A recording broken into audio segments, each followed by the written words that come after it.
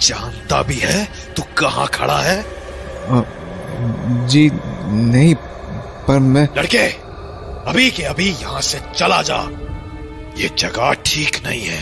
अगर यहाँ फंस गया तो जिंदगी भर के लिए निकल नहीं पाएगा, समझा? जी, आप ये क्या बोल रहे हैं? जो बोल रहा हूँ ध्यान से सुन। इस हवेली से जितनी दूर हो सके चला जा। देखिए, शायद आप मुझे गलत समझ रहे हो। मैं बस यहाँ पर रात गुजारने के लिए आया था, क्योंकि यहाँ खिड़की पर मुझे कोई औरत दिखी थी। क्या? जी।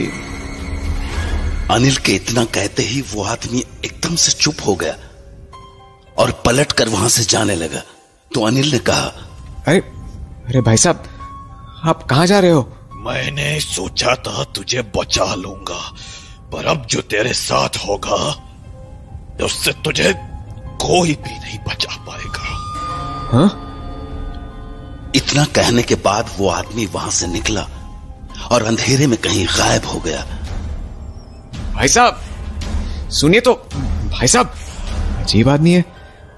अभी तो मुझसे बातें कर रहा था, अब खुद ही पता नहीं कहां चला गया। अरे भाई साहब, कहां गए आप?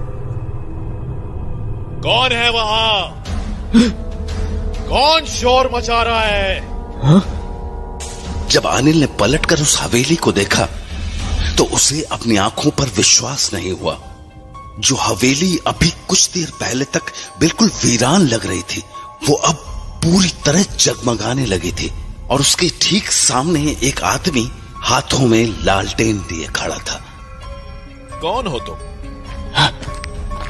और यहां क्या कर रहे हो? आप? पर आप तो अभी अभी उस तरफ गए थे। क्या क्या बोल रहे हो तुम? अरे अभी आप ही तो थे जो मुझसे बातें कर रहे थे और मुझे ऐसे चले जाने को कह रहे थे।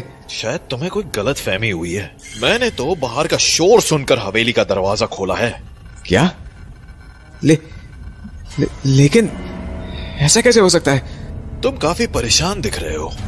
कौन हो तुम और यहाँ क्या कर रहे हो, वो भी इतनी रात को? जी, मेरा नाम अनिल है। मैं यहाँ काम के सिलसिले से आया हूँ। काम? कैसा काम? जी, यहाँ एक फैक्ट्री में मैनेजर अपॉइंट हुआ हूँ, तो मैं यहाँ फैक्ट्री देखने आया हुआ था। रात ज्यादा हो गई थी तो सुबह के लिए आसरा ढूंढ रहा था, पर शायद मैंने आपको परेशान कर दिया। मैं चलता हूँ। रुको। हाँ? कहाँ जाओगे अभी? यहाँ रत्नागढ़ में किसी को जानते हो? जी नहीं, पर मैं कुछ बंदोबस्त कर लूंगा। नहीं, बेहतर यही होगा कि आज रात हवेली में ही बिता लो। हाँ? अरे पर रानी सा, कोई मेहमान आया है।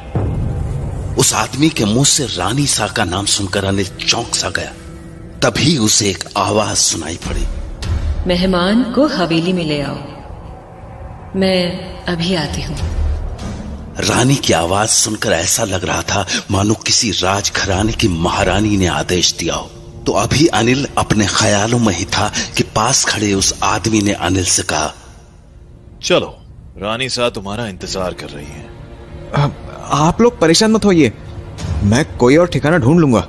नहीं, तुम हमारे मेहमान हो, तुम्हारा आदर सत्कार करना हमारा फर्ज है। आओ अंदर। जी थैंक यू, पर इसकी कोई खास जरूरत नहीं है। जरूरत है। हाँ?